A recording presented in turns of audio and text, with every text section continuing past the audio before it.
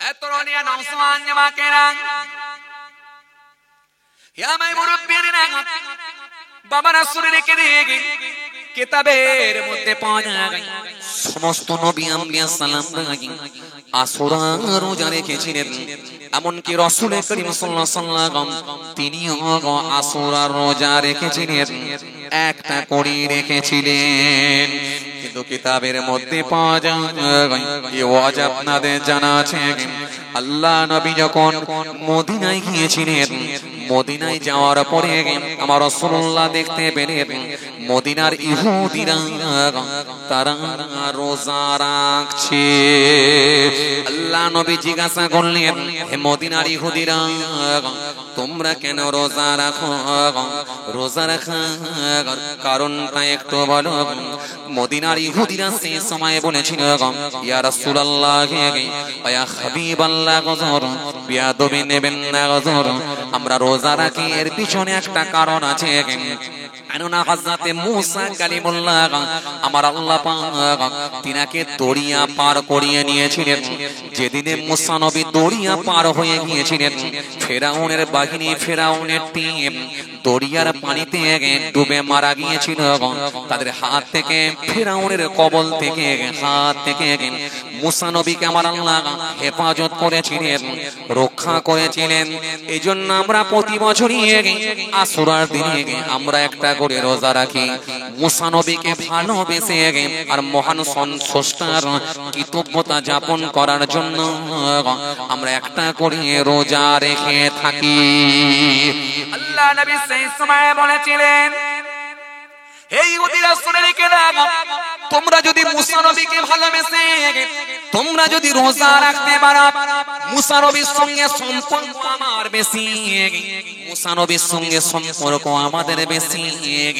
আয়ামা সাহাবীরা তোমরাও রোজা রাখো সাহাবীরা সেই সময় বলেছিলেন ইয়া রাসূলুল্লাহ ইহুদিরা তো একটা রোজা রাখে আমরাও কি একটা রোজা রাখবো আল্লাহ নবী বলেন না না না না তোমরা দুটো করে রোজা রাখো আর আগামী বছরে যদি আমি হায়াতে থাকি আমি রাসূলুল্লাহ দুটো রোজা রাখবো জোরে হবে না আরো জোরে হয় না এ আমার সাহাবীরা শুনে রাখো ইহুদিদের বিরোধিতা করব না ইহুদিরা একটা রোজা রাখে কিন্তু আমরা দুটো রোজা রাখবো সুতরাং ও আমার সাহাবীরা দুটো করে রোজা রাখো আর আগামী বছর যদি আমি হায়াতে থাকি আমিও দুটো রোজা রাখবো তার মানে রাসূলুল্লাহ সেখান পর্যন্ত একটাই রোজা রেখেছিলেন এজন্য নবী আগামী বছর হায়াতে থাকলে দুটো রোজা রাখার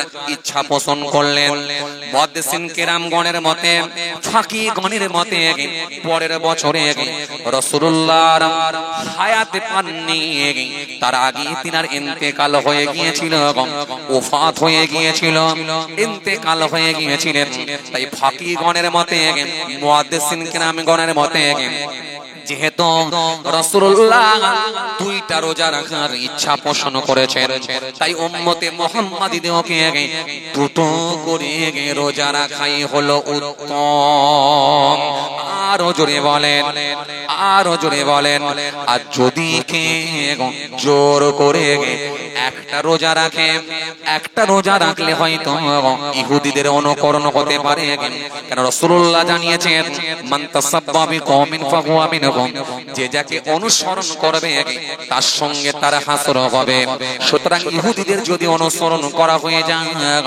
আল্লাহ না করে হয়তো ইহুদিদের সঙ্গে হাসর হতে পারে যে রাসূলুল্লাহ বললেন দুটো করে রোজা রাখবে আর আমি হায়াতে থাকলে আমিও দুটো রোজা রাখবো তাই ফাকিহগণের মতে যেহেতু দুটো রোজা রাখার ইচ্ছা পোষণ করেছিলেন তাই উম্মতে মুহাম্মাদীদেরকে দুটো করে রোজা রাখতে হয় এরপরে কিতাবের মধ্যে পাওয়া যায় রাসূলুল্লাহর জন্য বিখ্যাত সাহাবী হযরত কাতাদা রাদিয়াল্লাহু তাআলা আনহু থেকে বর্ণিত হাদিস শেখ আব্দুল হক মুহাদ্দিস দেহলিবি রাহমাতুল্লাহ আলাইহি তিনি লামাতুত তালকিন নামক কিতাবের মধ্যে লিখে দিয়েছেন হযরত কাতাদা রাদিয়াল্লাহু তাআলা আনহু থেকে বর্ণিত হাদিস আল্লাহ নবী সুন্দর করে বলেছেন রোজা রাখার কথা। এটাকে নিয়ে ব্যাখ্যা করলেন শেখ আব্দুল হক মুহাদ্দিস দেহলভী রাহমাতুল্লাহ আলাইহি। তিনি লামাতুত তালকিন নামক কিতাবের মধ্যে লিখেছেন আশুরা রোজা রাখার ফাজিলতগতভাবে তিনটি পদ্ধতি রয়েছে। প্রথম পদ্ধতি হলো একটা রোজা রাখা, এটা হলো অনুচিত। দ্বিতীয় পদ্ধতি হলো দুটো রোজা রাখা, এটা হলো উত্তম। তৃতীয় পদ্ধতি হলো তিনটে রোজা রাখা, এটা হলো উত্তম। তাই কোন ব্যক্তি যদি 9, 10, 11 তিনটে রোজা রাখে এটা হলো উত্তম। কোন ব্যক্তি যদি দুটো রোজা রাখে 9, 10 অথবা 10, 11 যদি দুটো রোজা রাখে এটা হলো উত্তম। মহরম এলো মহরম, মহরম এলো মহরম, মহরম এলো মহরম, মহরম এলো মহরম। এই মাসে ঘটেছিল অলৌকিক ঘটনাগুলো স্মরণ করা সে আশুরা ভুলি না মোরা কারবালা। ইয়া হুসাইনি হুসাইন, ইয়া হুসাইনি হুসাইন। মহরম এলো মহরম, মহরম এলো মহরম, মহরম এলো মহরম, মহরম এলো মহরম। আল্লাহুম্মা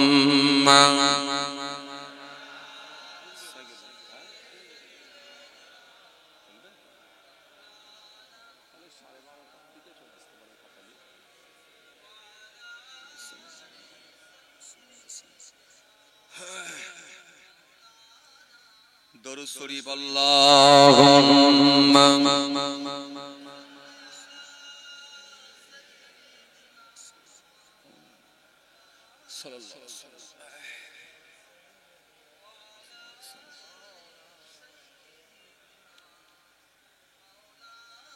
মহরম এলো মহরম, মহরম এলো মহরম, মহরম এলো মহরম, মহরম এলো মহরম। শিশু আসগার পানির তরে শহীদ হলেন ফুরাত তীরে। ক্ষমা করো ওগো রব, তোমার হাবিব চেয়েছেন মাপ। ইয়া হুসাইনি হুসাইন, ইয়া হুসাইনি হুসাইন, ইয়া হুসাইনি হুসাইন, ইয়া হুসাইনি হুসাইন। মহরম এলো মহরম, মহরম এলো মহরম, মহরম এলো মহরম, মহরম এলো মহরম। আল্লাহুম্মা সাইয়্যিদানা মাওলানা মুহাম্মদ ওয়া আলা আলি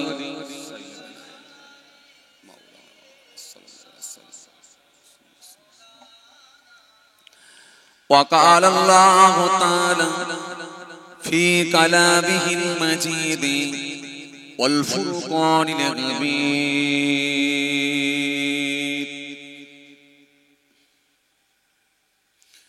يا أيها الناس اعبدوا ربكم الذي خلقكم والذين من قبلكم لعلكم تتقون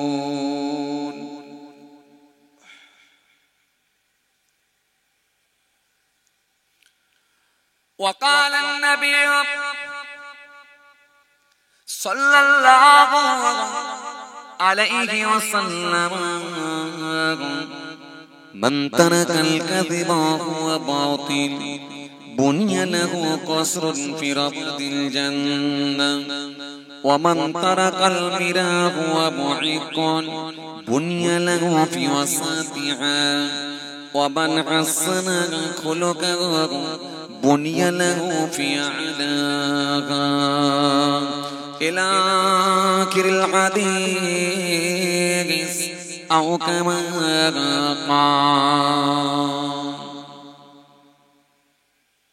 प्यारे हाज़िरान मजलिस श्रद्धेय दिनदार ईमानदार परहेजगार मुत्ताकी बयोज्येष्ठ আল্লাহওয়ালা প্রবীণ মানুষেরা আজকের মাহফিলে বসে থাকা নামাজি রোজাদার দিনদার খোদাভীরু আল্লাহওয়ালা মানুষেরা বয়োজ্যেষ্ঠ প্রবীণ মানুষেরা আমার পিতৃতুল্য বাপেরা আমার জওয়ান যুবক ভাইরা স্নেহের বাচ্চারা আমাদের ঘরের সন্তানেরা আমার ছোট ছোট ভাই বোনেরা দূর দূরান্তে বাড়িতে বসে থাকা পর্দার আড়ালে অন্তরালে আমার মা বোন বেটিরা সকলকে সালাম মুবারকবাদ জানিয়ে খুব অল্প সময় সংক্ষিপ্ত কিছু বয়ান করে আপনাদের খেদমত থেকে বিদায় পাশাপাশি আরো জানাই আজকের মাহফিলে আগত বিশিষ্ট ব্যক্তিরা হাফেজে কোরআন উলামায়ে কেরাম হুফাজে কেরাম ভাই হাফেজে কোরআন উলামায়ে কেরাম হুফাজে কেরাম আল্লাহ পাকের হাজী বান্দাগণের খাস করে এই মহল্লার ইমাম আমাদের সকলের কাছে অত্যন্ত সম্মানীয় ব্যক্তি শ্রদ্ধার পাত্র মোহতারাম ইমাম সাহেব ভাই সবাইকে আমি আমার অন্তঃস্থল থেকে অনেক অনেক সালাম শুভেচ্ছা ভালোবাসা জানিয়ে খুব অল্প সময় সংক্ষিপ্ত কিছু বয়ান করে আপনাদের খেদমত থেকে বিদায়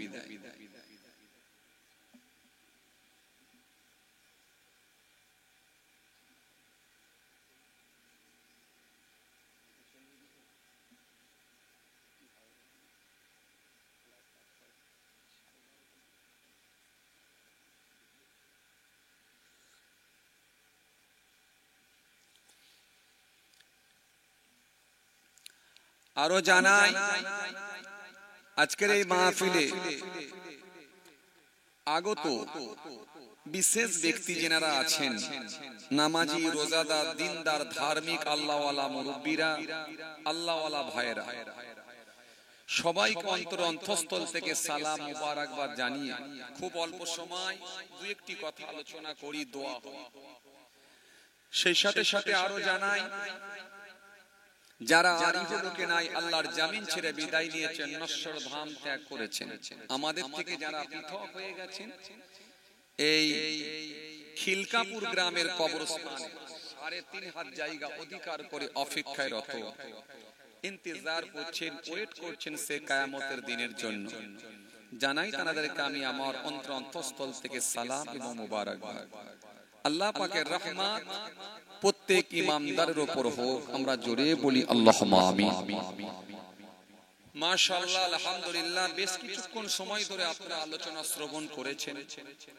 জানভরা কিছু আলোচনা হয়েছে আলহামদুলিল্লাহ আর এমনি আপনারা ধার্মিক মানুষ এমনি আপনারা যথেষ্ট দ্বীনি কালচার আপনাদের মধ্যে আছে যথেষ্ট আপনারা জানেওয়ালা ব্যক্তি এরপরও যে নতুন করে কিছু শোনাতে হবে জানাতে হবে শেখাতে হবে এমনটা না যথেষ্ট আমরা এখন যথেষ্ট দিনের সঙ্গে আমরা সম্পৃক্ত প্রত্যেকে আলহামদুলিল্লাহ কম বেশি নামাজ রোজা দিন ধর্ম মেনে চলেন অজব ঘন ঘন হয় প্রত্যেক পাড়ায় পাড়ায় এখন জলসা বিশেষ করে আপনাদের ২৪ পরগনা ডিস্ট্রিক্টে জলসাটা অনেক বেশি হয় এই তো এ পাড়া ও পাড়াই হচ্ছে মনে ওটা মনে হয় ডুববেরিয়া এটা মনে হয় খিলকাপুর আবার তার সামনে আবার দেখলাম একটা জলসা হচ্ছে সেখানেও দেখি লোক পাঞ্জাবি টাঞ্জাবি পরে টুপিটা বা পরে ওরাও দেখছি হেঁটে হেঁটে যাচ্ছে আমি প্রথমে ভাবলাম যে এইখানেই জলসা নাকি তারপরে দেখলাম না ওইটা মাইক বন্ধ আবার উলিয়ে যাচ্ছে মানে একটা খতম হয়ে গেল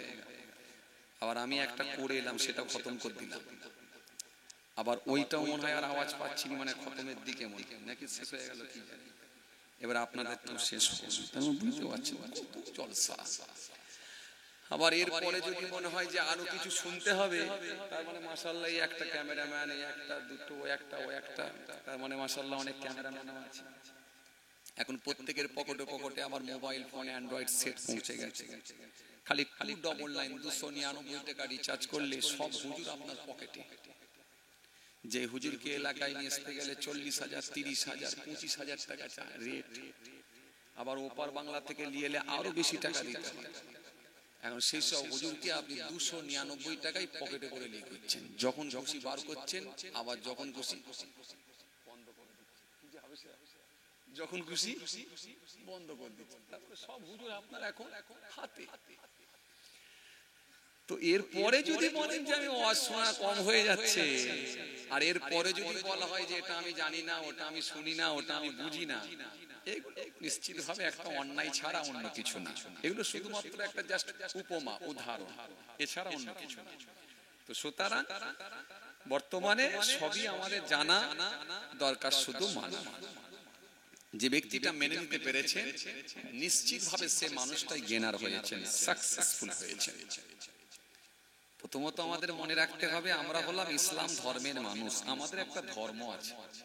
আলহামদুলিল্লাহ, আমাদের ধর্মটা হলো শ্রেষ্ঠ ধর্ম।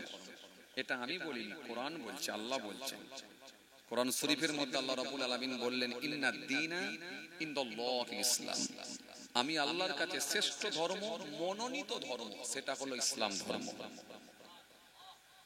সারা পৃথিবীর জমিনে কম বেশি প্রায় 4 থেকে 4,500 ধর্ম আছে। আমি গর্ব করে বলি যে আমার ইসলাম ধর্মটাই হলো শ্রেষ্ঠ ধর্ম। এবার আপনি বলবেন হুজুর কোন অ্যাঙ্গেলে বোঝাবেন? কোরআন হাদিস দিয়ে তো বোঝাতে গেলে অনেক সময় লাগে, আবার আপনার বুঝার জ্ঞানও লাগে। অত দূরে যেতে হবে না, এটুকু খালি কম্পেয়ার করবেন। কি? আপনি যখন রাত্রে বিছানায় শয়ন করতে যাবেন, অর্থাৎ শুতে যাবেন, খালি একটু কম্পেয়ার করবেন যে আমার ধর্মের যখন কোনো মানুষ মারা যায়, তার সিস্টেম কি, পদ্ধতি কি, করণীয় কাজ কি। আর ভিন্ন ধর্মের যখন কোনো মানুষ মারা যায়, তার সিস্টেম কি, পদ্ধতি কি, করণীয় কাজ কি। অটোমেটিকলি আপনার বিবেক আপনাকে অ্যানসার দেবে, উত্তর দেবে যে আলহামদুলিল্লাহ তুমি শ্রেষ্ঠ ধর্মটা পেয়েছো। আপনি নিজে মেলাবেন। ভিন্ন ধর্মের মানুষ যখন কোনো বাচ্চা জন্মগ্রহণ করে বা ভূমিষ্ঠ হয়, তার সিস্টেম কি, পদ্ধতি কি, করণীয় কাজ কি। আর আমার ধর্মের যখন কোনো বাচ্চা জন্মগ্রহণ করে বা ভূমিষ্ঠ হয়, তার সিস্টেম কি, পদ্ধতি কি, করণীয় কাজ কি। যখন এগুলোকে নিয়ে আপনি একটা একটা করে নিয়ে কম্পেয়ার করবেন, তখন আপনার বিবেক আপনাকে অ্যানসার দেবে যে তুমি শ্রেষ্ঠ ধর্ম পেয়েছো। এ আমার বলা লাগবে, আপনি নিজেই বুঝতে পেরে যাবেন। কথা বুঝতে পারছেন? তো সুতরাং আপনি গর্ব করে বলতে পারেন যে আমি শ্রেষ্ঠ ধর্মের মানুষ। আমি কোন ধর্মকে ছোট করছি, যার ধর্ম তার কাছে শ্রেষ্ঠ হতে পারে, ভালো হতে পারে, নিশ্চয়ই হওয়াটাই স্বাভাবিক। সারা পৃথিবীতে যেহেতু 4 থেকে 4,500 ধর্ম আছে, আমি কোন ধর্মকে ছোট করব না। কিন্তু আমি গর্ব করে বলতে পারি যে আমার কাছে আমার ধর্মটাই হলো শ্রেষ্ঠ ধর্ম। ইনশাআল্লাহ জি, শ্রেষ্ঠ ধর্মের আমরা মানুষ। আর আমাদেরকে আল্লাহ ভালোবেসে একজন শ্রেষ্ঠ টিচারও দিয়েছিলেন, যিনি পথ দেখিয়েছেন, রাস্তা দেখিয়েছেন, যিনি দিশা দেখিয়েছেন, যিনি দিশা দেখানোর জন্য এসেছিলেন। তিনি কে? আনা খাতিবুন নবী লা নবিয়্যা বা'দি, আমি হলাম জগতের শেষ নবী, আমার পরে আর কোন নবী আসবে না। মুহাম্মদ সাল্লাল্লাহু আলাইহি ওয়াসাল্লাম has been the most practical and most successful of all prophets. যে নবী সম্পর্কে আল্লাহ কোরআনের মধ্যে বললেন, ওয়ারাফা'না লাকা যিকরা, হাবিব আপনার জিকির, আপনার আলোচনা আমি আল্লাহ উচ্চ মর্যাদা, উচ্চ আসন দান করেছি। জোরে হবে না? যে নবী সম্পর্কে আল্লাহ কোরআনের মধ্যে বললেন, ইয়া আইয়ুহাল্লাযীনা আমানু ইসতাজিবু লিল্লাহি ওয়া লির-রাসূল ইযা দাআকুম, ইয়া আইয়ুহাল্লাযীনা আমানু লা তারফাউ আসওয়াতাকুম ফাওকা সাওতিন নবী মা আতাকুমুর রাসূলু ফাখুযুহু ওয়া মা নাহাকুম আনহু ফান্তাহু। কোরআনের ভেতরে এক জায়গায় নয়, একাধিক আল্লাহ আয়াত দিয়েছেন যে তার হাবিবুল্লাহর শান, মর্যাদাকে আল্লাহ বুলন্দ করেছেন, বাড়িয়ে দিয়েছেন। তো তো সেই রাসূলুল্লাহকে আল্লাহ ভালোবেসে সমস্ত মাখলুকের জন্য শ্রেষ্ঠ নবী করে, শ্রেষ্ঠ রাসূল করে, শ্রেষ্ঠ ইমাম করে, শ্রেষ্ঠ নবী করে, শ্রেষ্ঠ টিচার করে আল্লাহ পৃথিবীর জমিনে পথ দেখানোর জন্য হাবিবুল্লাহকে আল্লাহ মনোনীত করেছিলেন। সেই টিচার আমরা পেয়েছি শ্রেষ্ঠ, নবী পেয়েছি আমরা শ্রেষ্ঠ, ধর্ম পেয়েছি আমরা শ্রেষ্ঠ, আর গ্রন্থ কালামুল্লাহ কোরআন শরীফ, যার ভেতরে কোনো ভুল নাই। আরে ভুল তো দূরের কথা, সন্দেহের কোনো অবকাশ নাই। আল্লাহ নিজে বলছে সন্দেহ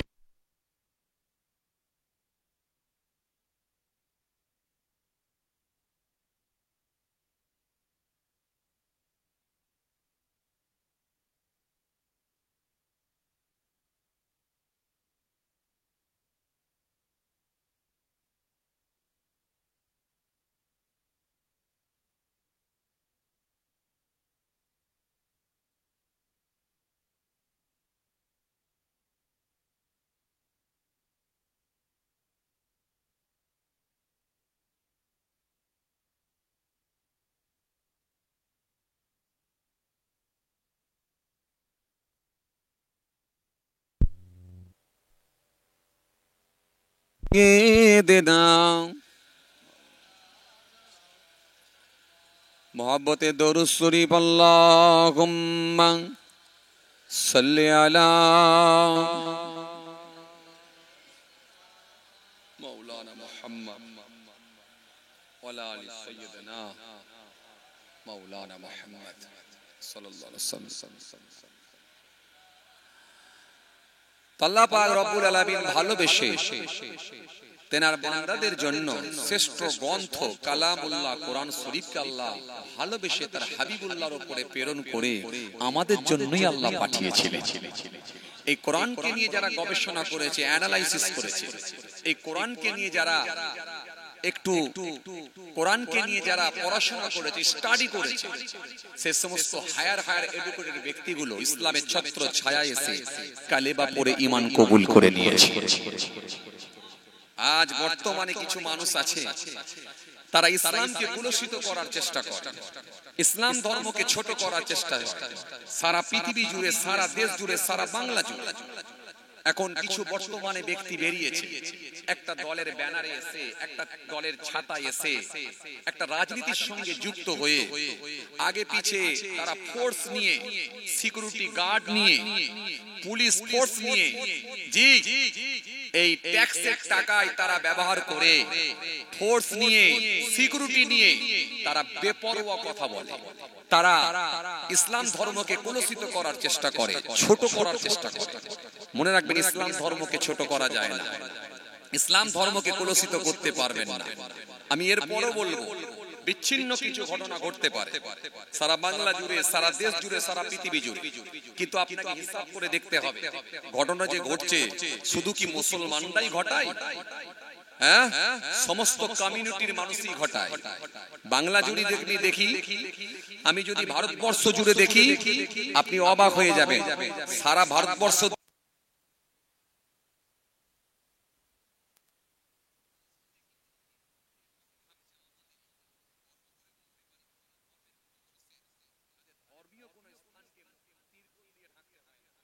আমি গর্ব করে বলতে পারি, মসজিদে কিন্তু তিরপল দিয়ে যদি ঢাকতে হয়ে থাকে, সেটা আমাদেরই কিন্তু মসজিদে তিরপল দিয়ে ঢাকতে হয়েছে। আপনি সারা ভারতবর্ষে যদি তাকিয়ে দেখেন, আজকে ট্রেনেতে মব লিঞ্চিং হচ্ছে, বাসেতে মব লিঞ্চিং হচ্ছে, রাস্তায় পথ চলতে চলতে অসহায় ব্যক্তিকে আটকে দিয়ে মুসলমান চিহ্নিত করে মব লিঞ্চিং হয়ে পিটিয়ে পিটিয়ে মারা হচ্ছে। শুধু তাই নয়, আপনি যদি তাকিয়ে দেখেন কি নির্মম ভাবে হত্যা করা হচ্ছে। কিন্তু মনে রাখবেন, ছবি কথা বলবে, ফুটেজ কথা বলবে, কে মারছে আর কাকে মারছে, কারা মার খাচ্ছে। এরপরও একটা শ্রেণীর মানুষ তারা সব সময় সাম্প্রদায়িকতার কথাবার্তা বলে। এই সাম্প্রদায়িক ব্যক্তিগুলো তারা সর্বসময় ইস্যু, ধর্মীয় ইস্যুকে সামনে রেখে ধর্মের বিভাজন তৈরি করে, যাতে লড়াই লাগিয়ে দিয়ে মানুষের মধ্যে বিভাজনের রাজনীতি করে তারা নিজেদের স্বার্থ স্বার্থকে নিজেদের গদিকে টিকিয়ে রাখার চেষ্টা চালায়। বড় আফসোস লাগে, বড় দুঃখ লাগে। আপনি যদি তাকিয়ে দেখেন, তারা ইসলাম ধর্মকে নিয়ে বড় বড় কথা বলে, বড় বড় কথা বলে, ইসলাম ধর্মকে কলুষিত করার চেষ্টা করে। তাই আমি বলবো, মনে রাখবেন, এরপরও আমি বলবো, মনে রাখবেন, বিচ্ছিন্ন যদি কোনো ঘটনা ঘটেও থাকে, কিন্তু মনে রাখবেন, অপরাধী যে ব্যক্তি তাকে অপরাধী বলতে হবে। যে টেররিস্ট, যে আতঙ্কবাদী, যে জঙ্গি, যে অপরাধী, তাকে অপরাধী বলেই আপনাকে চিহ্নিত করতে হবে। অপরাধীদের কোনো ধর্ম হয় না, টেররিস্টের কোনো ধর্ম হয় না, জঙ্গির কোনো ধর্ম হয় না। এটা আপনাকে মনে রাখতে হবে। যদি কোনো ব্যক্তি অপরাধী হয়, এই অপরাধীকে দৃষ্টান্তমূলক শাস্তি দিতে হবে। ভারতবর্ষের সংবিধান অনুযায়ী, আইন অনুযায়ী, ল অনুযায়ী, দেশের সংবিধান অনুযায়ী, সংবিধান যেটা বলেছে সে আইনের আওতায় তাকে এনে দৃষ্টান্তমূলক শাস্তি দিতে হবে। কিন্তু বড় আফসোস লাগে, একটা শ্রেণীর মানুষ অপরাধী ব্যক্তিগুলোকে তারা গলায় মালা পরিয়ে জামিন করিয়ে দেয়, আর শুধু মুসলমানদেরকে নিয়ে বড় বড় কথা বলে, ইসলাম ধর্মকে কলুষিত করার চেষ্টা করে। মনে রাখবেন, ইসলাম ধর্মকে ছোট করতে পারবেন না। আপনার কতটা জ্ঞান হয়েছে, আপনি তো ইসলাম নিয়ে পড়াশোনা করেননি। পৃথিবীর দিকে তাকান, টাইসনের মতো মানুষ, গ্যারি মিলারের মতো মানুষ, ওয়ান্ডার ক্লাউনের মতো মানুষ, জাজবান্নেশ্বরের মতো মানুষ, দলাই লামার মতো মানুষ, গ্যারি মিলারের মতো মানুষ, ডক্টর মারিস মোকাইলের মতো মানুষ, সিসি দাসের মতো মানুষ, আইজ্যাক নিউটনের মতো মানুষ, মাইকেল জ্যাকসনের মতো মানুষ, এরকম হায়ার হায়ার এডুকেটেড মানুষগুলো তারা নবী মুহাম্মদ মুস্তাফা সাল্লাল্লাহু আলাইহি ওয়াসাল্লামের আদর্শের কাছে মাথা নত করে ইসলামের ছত্র ছায়ায় এসে কালেমা পড়ে তারা ঈমান কবুল করে নিয়েছে। ইসলাম বাঁধ ভাঙা জোয়ারের মতো বেরিয়ে যাচ্ছে। পানির যে উচ্ছ্বাস, পানির যে ঢেউ, ইসলামের ঢেউ, ইসলামের গতির কাছে কেউ আটকে রাখতে পারেনি। ইসলাম বাঁধ ভাঙা জোয়ারের মতো বেরিয়ে যাচ্ছে। ইসলামের গতিকে কেউ আটকে দিতে পারে না, কারণ ইসলাম ধর্মটাই হলো শ্রেষ্ঠ ধর্ম, আর আমাদের নবী হলেন শ্রেষ্ঠ নবী। আর কালামুল্লাহ আল্লাহ বানিয়েছেন, পাঠিয়েছেন, এটাও হলো শ্রেষ্ঠ গ্রন্থ কালামুল্লাহ কোরআন শরীফ। আমার বন্ধুরা, আমার সাথী মহব্বতের ভাইরা, আলোচনা আমি খুব বেশি দীর্ঘায়ু করব না, খুব কষ্ট আপনাদেরকে দেব না, খুব বেশি সময় নেব না। আজকে বড় গুরুত্বপূর্ণ দিন, বড় গুরুত্বপূর্ণ রাত। এই মুহররম মাস, মুহররম সম্পর্কে একটু আলোচনা করতে হয়। যদিও আমার পূর্বে বেশ কিছুক্ষণ সময় ধরে আপনারা ধারাবাহিক আলোচনা শুনেছেন। জি মাশাআল্লাহ, আমাদের সম্মানীয় মাওলানা সাহেব ভাইজান তিনি দীর্ঘক্ষণ ধরে আপনাদের খেদমতে আলোচনা করেছেন। আপনারা ধারাবাহিক আলোচনা শুনেছেন। আমি খুব কষ্ট আপনাদেরকে দেব না, একটু জাস্ট টাচ করব, করে দোয়া করে দেব। কথা হচ্ছে বাবাজি আমার ভাইরা, তো মুহররম মাস এমন একটা মাস, পবিত্র মাস, দোয়া কবুলের মাস, আত্মশুদ্ধির মাস, জিকিরের মাস, তপস্যার মাস, ট্রানজাকশনের মাস, মহান আল্লাহর সন্তুষ্টির মাস, সেটা হলো মুহররম মাস। মুহররম মাস মানে যে শুধু একটা জলসা মাহফিল দেওয়া, একটু খিচুড়ি খেয়ে বাড়ি চলে যাওয়া, মুহররমের হক আদায় হয়ে গেল, এমনটা কিন্তু নয়। কথা কিছু বুঝতে পারছেন?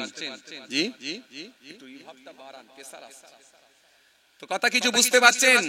তো মুহররম মাস এমন একটা মাস, এই মাসেতে শুধু যে একটা জলসা মাহফিল দেওয়া, একটু খিচুড়ি খেয়ে বাড়ি চলে যাওয়া, কি বিরিয়ানি খেয়ে বাড়ি চলে যাওয়া, মুহররম মাসের হক আদায় হয়ে গেল, এমনটা কিন্তু মূলত আপনাকে জানতে হবে মুহররম মাসের করণীয় কাজ আর মুহররম মাসের বর্জনীয় কাজ, এগুলো আপনাকে জানতে হবে। জেনে বর্জনীয় কাজগুলোকে পরিত্যাগ করা, আর যেগুলো আল্লাহ নির্দেশ দিয়েছেন, রাসূল নির্দেশ দিয়েছেন, সেগুলোকে পরিপূর্ণভাবে মেনে নেওয়া, তবেই আপনি মুহররম মাসে হক আদায় করতে পারলেন।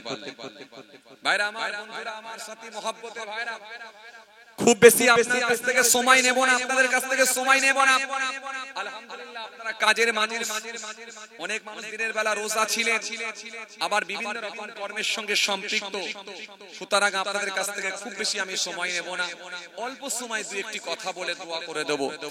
তো ভাইরা আমার, মুহররম মাসে অনেক ঘটনা ঘটেছে, আগামীতেও অনেক ঘটনা ঘটবে, মহান আল্লাহ যদি চান ইনশাআল্লাহ অনেক ঘটনা ঘটবে।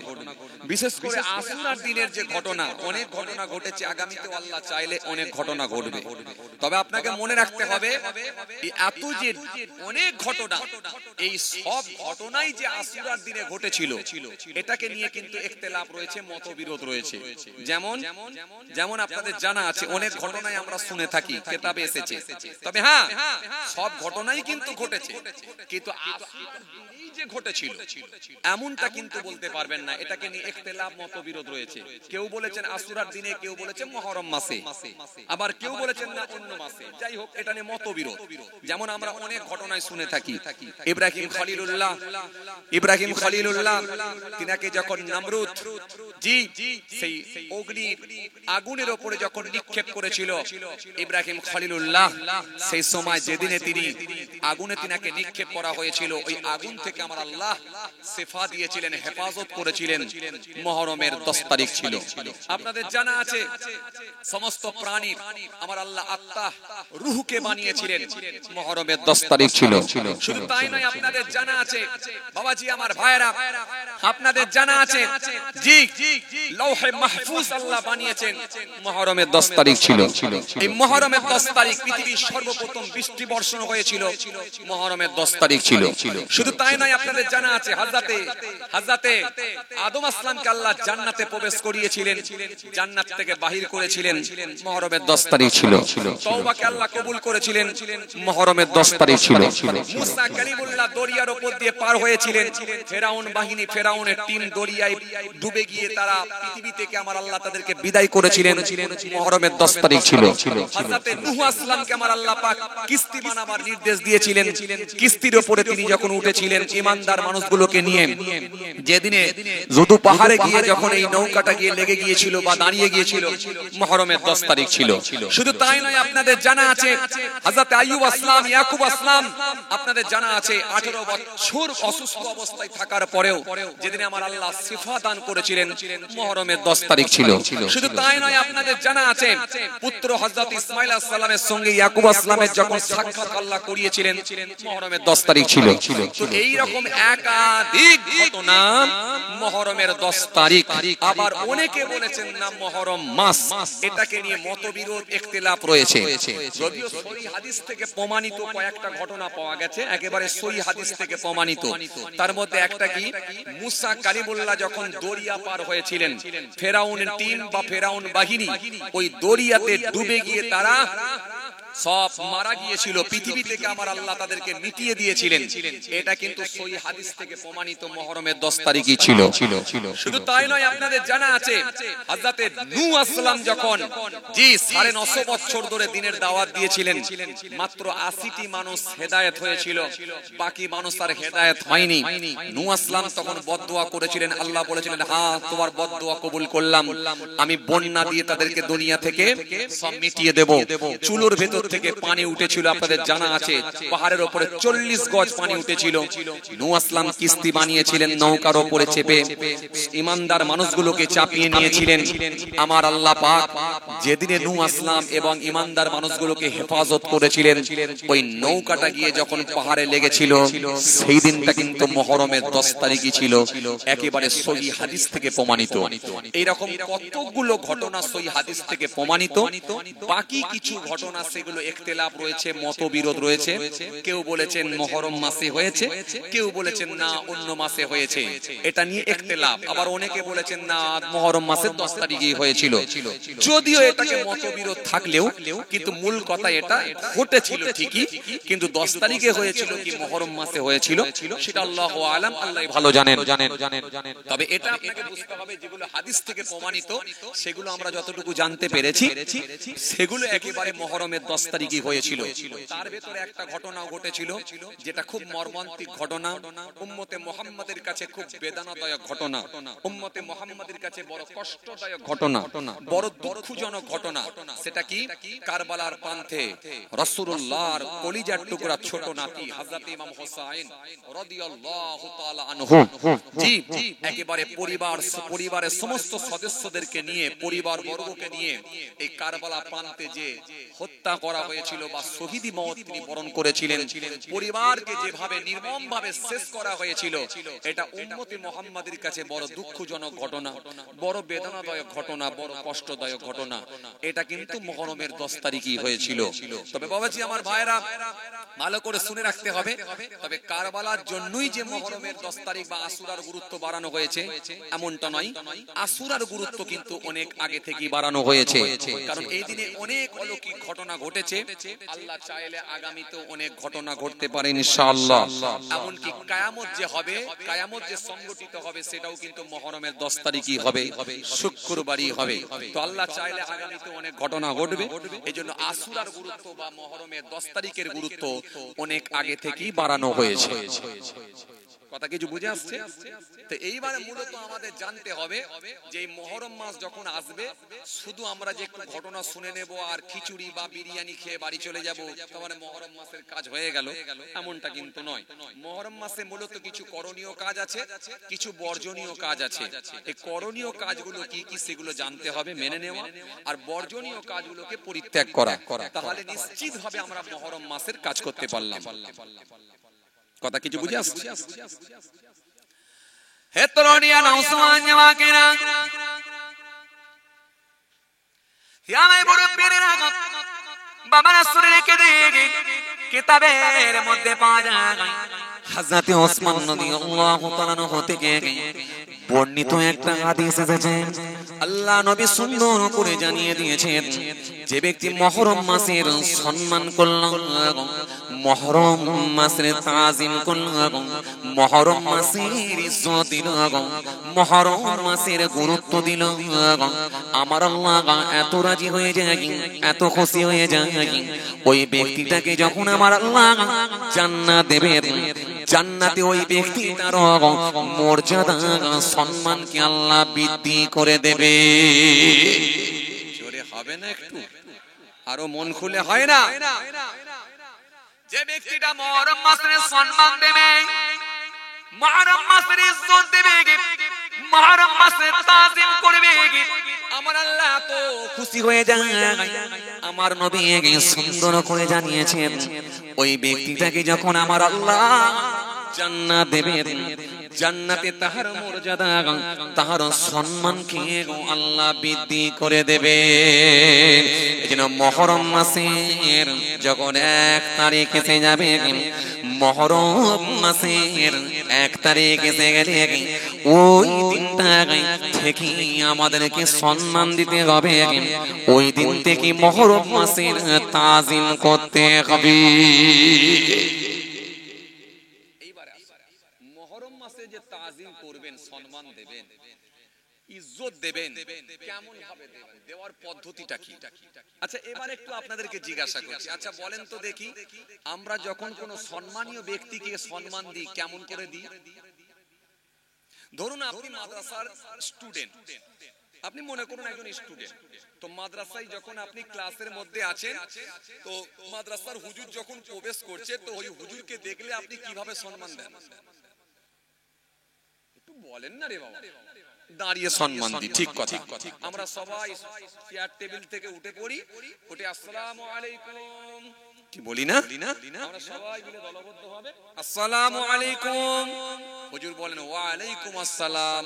সবাই আমরা তাজিমের দিকে লক্ষ্য করে হুজুরকে দেখে উঠে দাঁড়িয়ে পড়ি। গুরুজন ব্যক্তিদেরকেও দেখলে আমরা উঠে দাঁড়িয়ে পড়ি। এমনকি আমাদের বাপ দাদু বয়স্ক ব্যক্তি প্রবীণ মানুষদেরকেও দেখলে উঠে দাঁড়িয়ে পড়ি। এগুলো হয়, দাঁড়াই না, দাঁড়িয়ে পড়ি আমরা। কোন পীর সাহেব, কোন হুজুর এসেছেন এলাকায়, আমার বাড়িতে বা সামনাসামনি যখন দেখা হয়ে যায়, আমরা তাজিমের দিকে লক্ষ্য করে উঠে দাঁড়িয়ে পড়ি। এখন নবী বলছেন মুহররম মাসে তোমরা তাজিম করো, মুহররম মাসের সম্মান দাও, মুহররম মাসের ইজ্জত দাও। এখন মুহররম মাসে যদি তাজিম করতে হয়, এখন তাজিম করলে তাহলে কেমন করে সম্মান দেবে?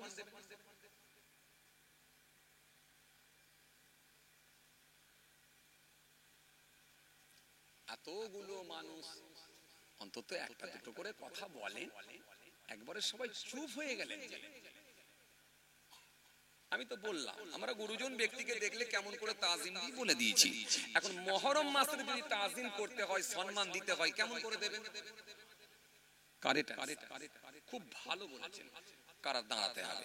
আচ্ছা তাহলে 1 তারিখে যখন এলো আমরা উঠে দাঁড়িয়ে পড়লাম। এখন মুহররম মাস, এই যে মুহররম মাসটা কতদিনে মাস?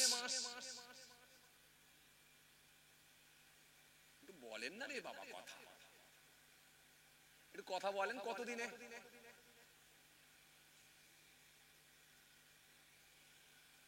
আপনাদের এখানে কি 35 দিনে মাস যায়? চুপ করে আছেন কেন? একটু কথা বলেন, কতদিনে মাস? হ্যাঁ 30 দিনে না হলে 29 দিনে। এখন 30 দিনে না হলে 29 দিনে যদি মাস যায়, তার মানে উঠে যদি দাঁড়াতে হয়, তার মানে কতদিন দাঁড়াতে হবে? 30 দিন। মনে আছে তো? কথা বলেন, বলছি বুঝতে পারছেন কিছু? তাহলে আপনারা এতদিন হয়ে গেল, আজ 10 দিন হয়ে গেল নাকি গো? উঠে দাঁড়িয়েছিলেন তো নাকি? কথাবার্তা বলছেন না কেন? উঠে দাঁড়িয়েছেন? এই বলছি উঠে দাঁড়িয়েছিলেন? দাঁড়াননি তো? তাহলে তো সম্মান দেওয়া হলো না। না, মাসের সম্মান দেবেন একটু অন্য পদ্ধতিতে। ওটা ব্যক্তিকে সম্মান দিচ্ছেন বলে উঠে দাঁড়িয়ে, কিন্তু মাসকে সম্মান দেবেন একটু পদ্ধতিটা আলাদা। মুহররম মাসে যখন সম্মান দেবেন, মুহররম মাসে যখন তাজিম করবেন, মুহররম মাসে যখন ইজ্জত দেবেন, এই মুহররম মাস যখন এসে পৌঁছাবে, তার মানে আমরা উঠে দাঁড়াবো না, বরং আমাদের প্রত্যেকের করণীয় কাজ হবে অন্যায় কাজগুলো থেকে বিরত থাকা।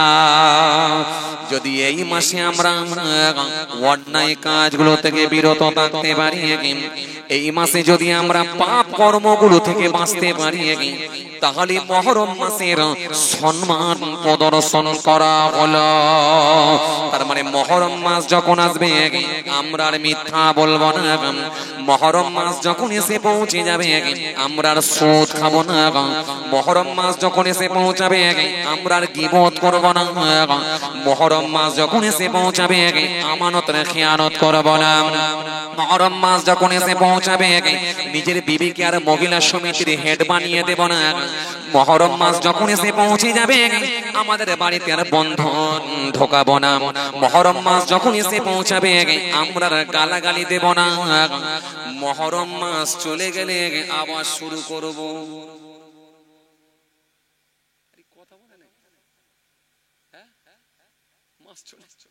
মাস চলে গেছে তো, মাস চলে গেছে তো। না না না, মুহররম মাস হলো আরবি মাসের প্রথম মাস। এই মাস থেকে স্টার্ট করা, বাকি মাসগুলো যেন তোমরা ভালোভাবে চলতে পারো।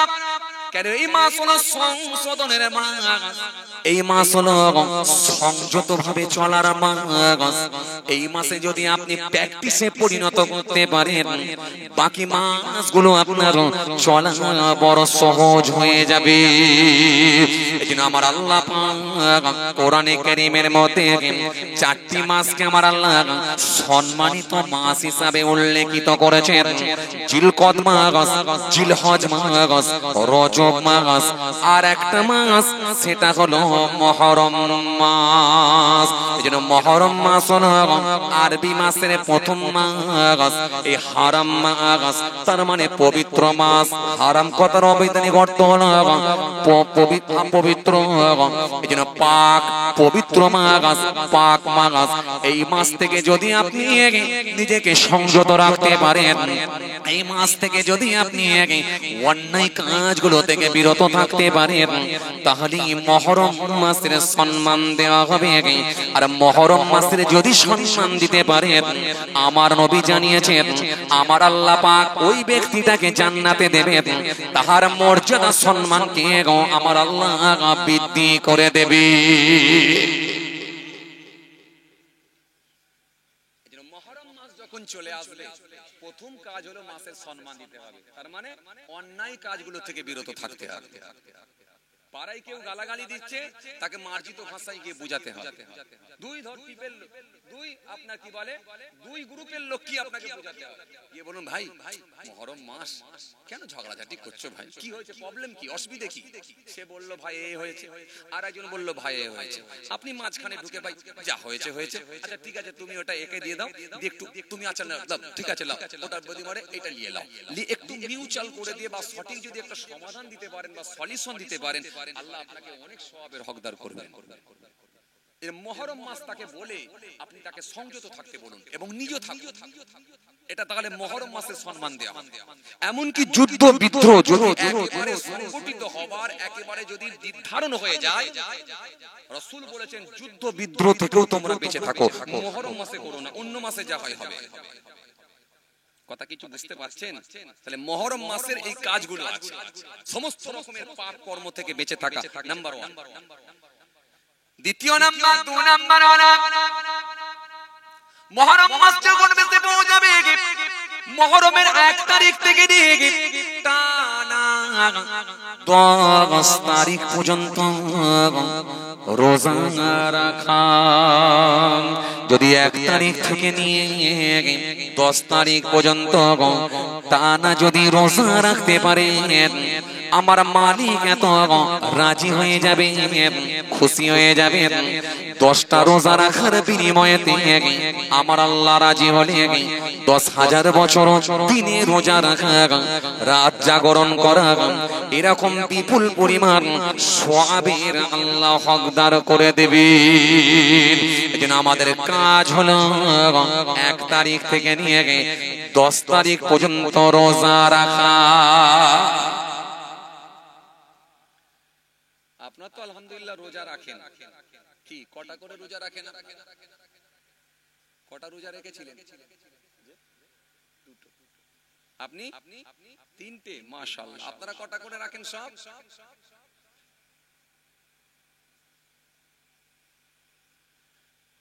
মাত্র 2 জন ব্যক্তিকে পেলাম। একজন বললেন 2টো রোজা রাখি, আর একজন বললেন 3টে রোজা রাখি। আর বাকি সব রাখা হয়েছে না খাওয়া হয়েছে? কোনটা? বাকি সব রোজা রাখা হয়েছে না খাওয়া হয়েছে? সব খাওয়া। যাক, আর কি করা যাবে, খেয়ে নিলে। জি, কিতাবের মধ্যে এসেছে রমজান মাসে রোজার যে গুরুত্ব দেওয়া হয়েছে, রমজানের রোজার পরে পরই যদি কোন রোজার গুরুত্ব বাড়ানো হয়ে থাকে, সেটা হলো মুহররমের রোজা। মুহররমের রোজার গুরুত্ব এত বেশি, সাহাবায়ে কেরামেরা তিনাদের বাচ্চাদেরকে পর্যন্ত রোজা রাখার নির্দেশ দিতেন। যেমন অনেক সময় দেখবেন আমাদের বাড়ির ফ্যামিলির অনেক সময় মা বাপ বা আমাদের বাড়ির মেয়েরা অনেক সময় বাচ্চাদেরকে রোজা রাখার নির্দেশ দেয় না রোজার মাসে। কোচি আজকে 27, একটা রোজা রাখ না, দেখ না কি হয়, বলে না? কোচি পয়লা রোজা, একটা রাখ না। কি কোচি এটা শেষ রোজা, একটা রাখ না। 8 বছরের বাচ্চা, 10 বছরের বাচ্চা একটা দুটো করে রোজা রাখে। যদিও নাবালক বাচ্চাদেরকে জোর করার কিছু নেই, তাদেরকে জোর করে রোজা রাখানো ইসলাম বলেনি, তবে অনেকে শখে রাখে, এটা শখ। তো সাহাবায়ে কেরামেরা তিনাদের বাচ্চাদেরকে পর্যন্ত শখে রোজা রাখার নির্দেশ দিতেন, সেটা হলো মুহররমের রোজা। কথা কিছু বুঝে আসছে বাবাজি? হ্যাঁ। তো এই যে যাই হোক, কেউ 2টো কেউ 3টে করে রোজা রেখেছেন। জি, আচ্ছা, এই যে 2টো 3টে রোজা রেখেছেন, এর কি কোনো সঠিক দলিল পেয়েছেন? মুহররমের রোজা আসলে একটা, 2টো না 3টে, কটা? যেমন আমি কিতাব থেকে পেয়েছি, আপনাকে বলতে পারলাম 10টা রোজা রাখারও নির্দেশ দেওয়া হয়েছে, রাখতে পারেন। কিন্তু আপনি যে 2টো রেখেছেন, কেউ 3টে রেখেছেন, এই 3টে রোজা রাখার কি কোনো দলিল পেয়েছেন?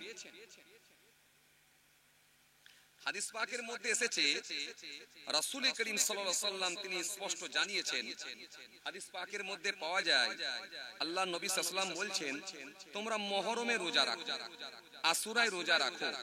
কেন? আশুরার দিনে সমস্ত নবী আম্বিয়া সালামরাই রোজা রেখেছিলেন। ইমাম জালালউদ্দিন সুয়ুতী রাহিমাহুমুল্লাহ তিনি আল জামিউস সাগীর কিতাবের মধ্যে 5051 নম্বর একটা হাদিস এসেছে, সহিহ সনদ, একেবারে আবু হুরায়রা রাদিয়াল্লাহু তাআলা আনহু থেকে বর্ণিত হাদিস। এই হাদিসের মধ্যে নবী সাল্লাল্লাহু আলাইহি ওয়াসাল্লাম বলছেন যে আশুরার দিনে রোজা রাখো। সমস্ত নবী আম্বিয়া সালামরাই আশুরার দিনে রোজা রেখেছেন।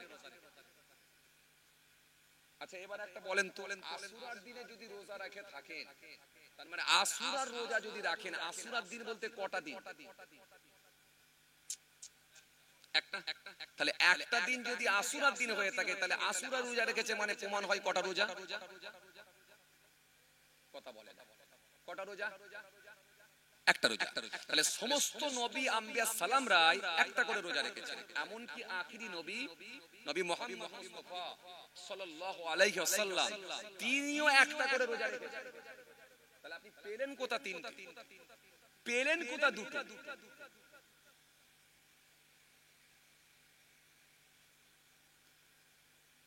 ঘাবড়ে যাচ্ছেন? কথা বলেন, বলছি ঘাবড়ে যাচ্ছেন? ঘাবড়াবেন না বাবা, এখনো তো স্টেজে আছি মাশাআল্লাহ, ফাইসাল্লাহ তো একটা করিয়ে দিয়ে যাও। তাহলে সমস্ত নবী আম্বিয়া সালামরাই রোজা রেখেছেন, আশুরা রোজা রেখেছেন, এমনকি হযরতে আদম আলাইহিস সালাম এবং একাধিক নবী আম্বিয়া সালামের উপরে আশুরার রোজা রাখাটা ফরজ ছিল। ফরজ, আশুরা রোজা রাখা ফরজ ছিল। কথা কিছু বুঝে আসছে বাবাজি? তাহলে আশুরার রোজা সমস্ত নবী আম্বিয়া সালামরাই রেখেছে। এখন আপনি রোজা রেখেছেন দুটো বা তিনটে, এখন এটা কোথা থেকে পেয়েছেন? জানিনি, লোকে করে বলে তাই করে নাকি? ভাই কি বলছে? কি গো, তাই তো নাকি? সবাই করে বলে তাই করে, অনেক হুজুররাও বলে যায় বলে করি, অত ডিটেইলস জানিনি বাবু, করে বলে ভালো কথা। আচ্ছা এবারে আসে এই যে আশুরার রোজাটা রাখবে, এই আশুরার রোজাটা কি? ফরজ, ওয়াজিব, সুন্নত, নফল, মুস্তাহাব? এই আশুরার রোজাটা কি?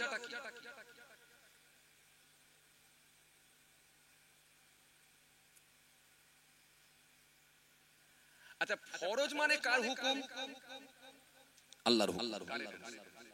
মনে রাখবেন, যেটা আল্লাহ রাব্বুল আলামিন সরাসরি ভাবে নির্দেশ করেছেন কোরআনের মাধ্যমে, যেগুলো আদেশ করেছেন সেটা আমাদের জন্য ফরজ হয়ে গেছে। আর কোরআনের মাধ্যম দিয়ে আল্লাহ যেগুলো নিষেধ করেছেন বা আপনি কি বলে বারণ করেছেন, সেটা আমাদের জন্য হারাম হয়ে গেছে।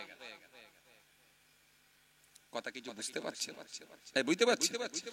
এবার আপনাকে জানতে হবে এই রোজাটার গুরুত্বটা এতটা বেশি যখন, তার মানে এই রোজাটা কি? ফরজ, ওয়াজিব, সুন্নত, আপনার কি বলে নফল, মুস্তাহাব কি? একটা হাদিস এসেছে, রাসূল করিম সাল্লাল্লাহু আলাইহি ওয়াসাল্লাম তিনি জানিয়েছেন, জি ইমাম বুখারী রাহিমাহুল্লাহ তিনি চারজন রাবীর মাধ্যমে হাদিস বর্ণনা করেছেন। কিতাবের মধ্যে এসেছে, হাদিস পাকের মধ্যে পাওয়া যায়, জি রাসূল করিম সাল্লাল্লাহু আলাইহি ওয়াসাল্লাম বলছেন তোমরা আশুরার দিনে রোজা রাখো। আশুরার দিনে রোজাটা হলো সুন্নতে গায়র মুআক্কাদা। আচ্ছা সুন্নতে গায়র মুআক্কাদা মানে আপনারা বোঝেন তো?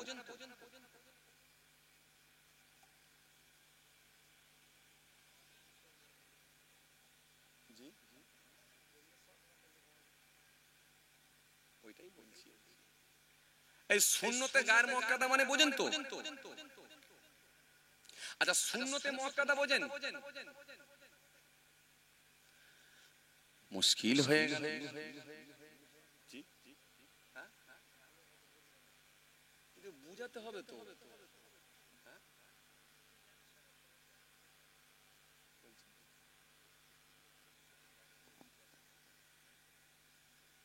না এই তো লজ্জা, কারণ যে লজ্জাই বলবেন এমন তো কিছু জিজ্ঞেস করা হয়নি যে লজ্জার কোনো কারণ আছে। বলছি সুন্নতে মুআক্কাদা জানেন না আপনারা? চলুন একটুখানি তাহলে ক্লিয়ার করে বুঝাই। জোহরের নামাজ পড়েন ক রাকাত? 12 রাকাত। মাশাআল্লাহ ভালো বলছে।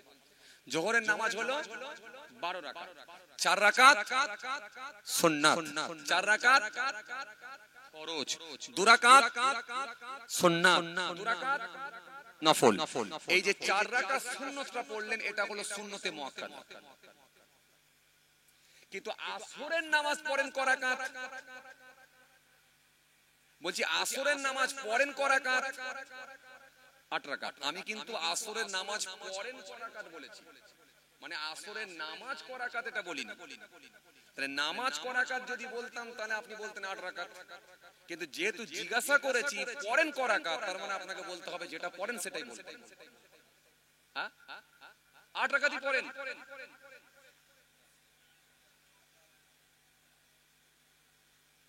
তাহলে 8 রাকাতও পড়ার লোক আছে, 4 রাকাতও আছে। 4 রাকাত পড়ার লোক আছে তো নাকি? হ্যাঁ, আবার মাঝে মাঝে পড়ে নিজে তা না, পড়ে আবার অনেক সময় দেয়, কথা বলে না, ছেড়ে দেয়।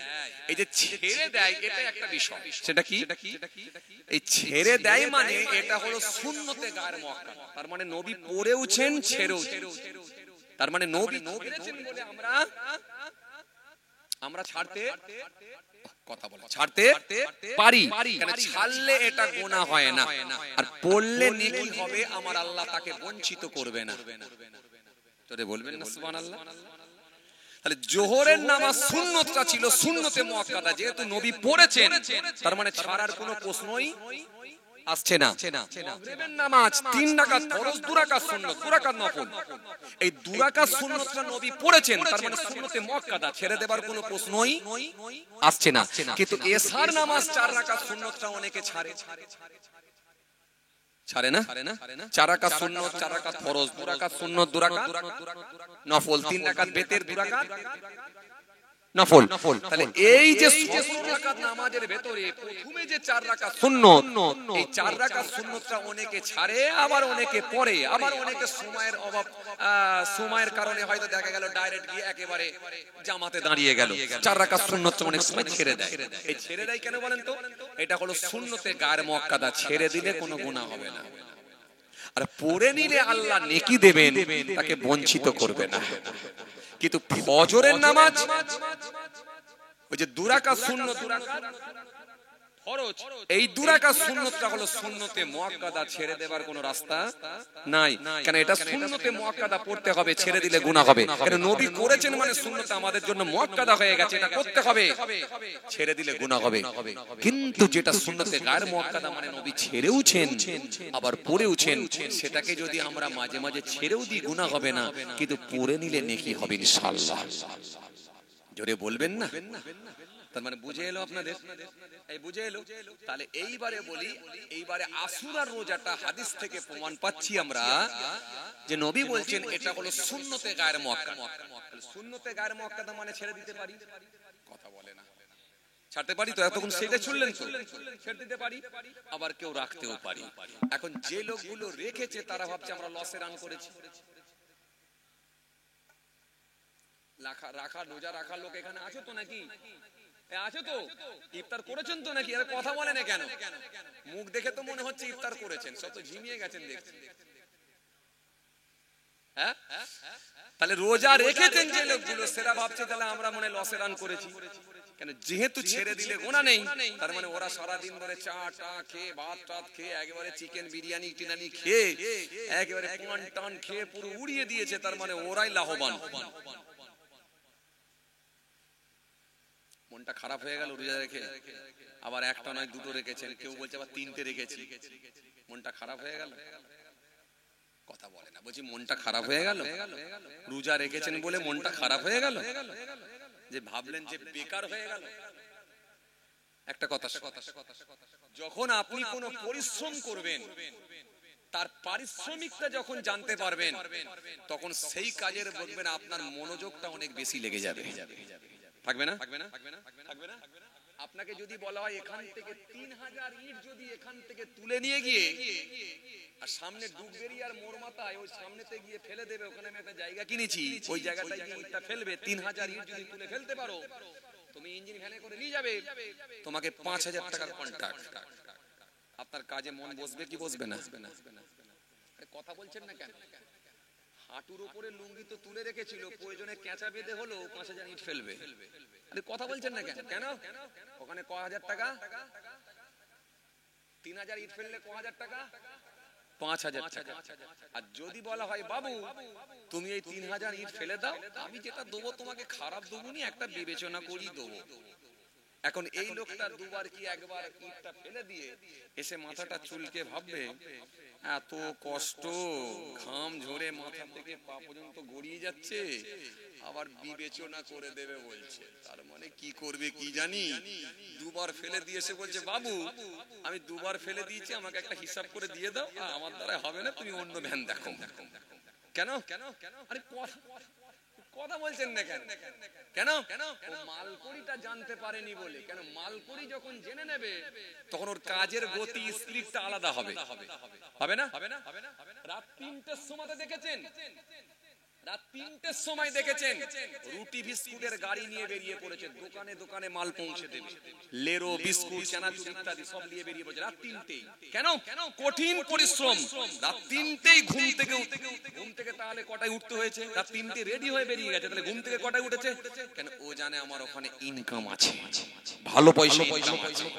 তাহলে আপনি যদি ইনকামটা জানতে পারেন তাহলে আপনি পরিশ্রম করতে আপনার কোনো দ্বিধা থাকবে না, পরিশ্রম করতে রাজি, কিন্তু ইনকাম জানতে হবে।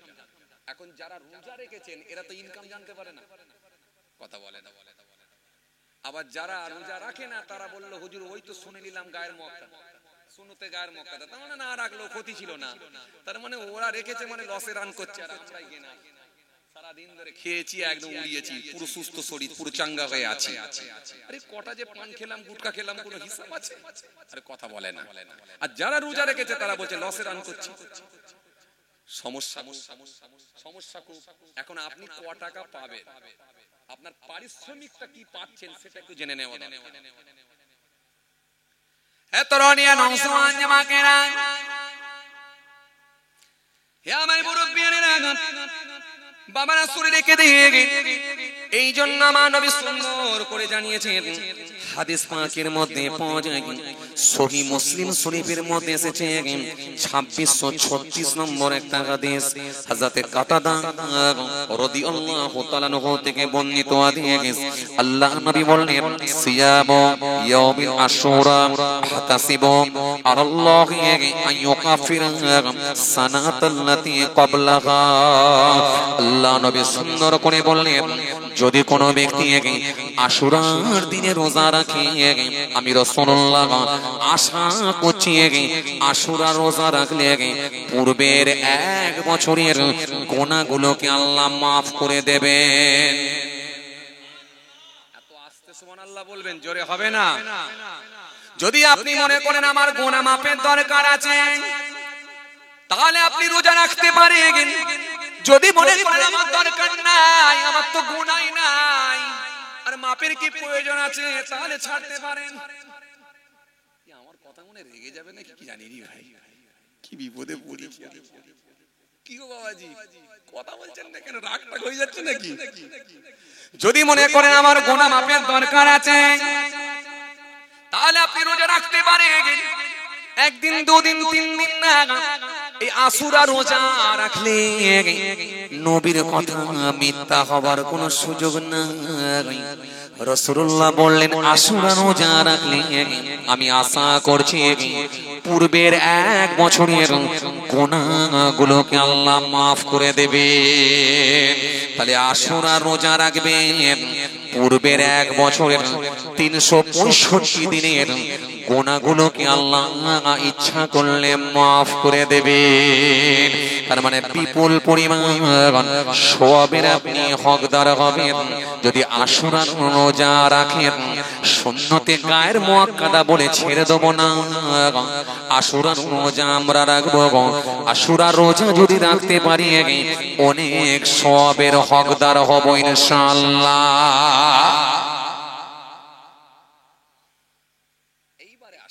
রোজা কটা রাখবো? 2টো রাখবো, 3টে রাখবো, 5টা রাখবো, না 1টা রাখবো? এই যে একটা ব্যাপার। কেন? এখনো পর্যন্ত আমরা যে কটা দলিল পাচ্ছি সব কিন্তু আশুরা রোজাই বলা হয়েছে। কোন জায়গায় কিন্তু বলা হচ্ছে না যে 2টো করে রোজা রাখো, এটা বলা হয়। কিন্তু আমরা যা পাচ্ছি আশুরা রোজা। তাহলে আশুরা রোজা মানে একটা রোজা, আর একটা রোজা রাখবো না 2টো রাখবো না 3টে রাখবো, এটা নিয়ে কিন্তু একটু ভাবার ব্যাপার। তরুণিয়া নওজওয়ান জামাকেরা,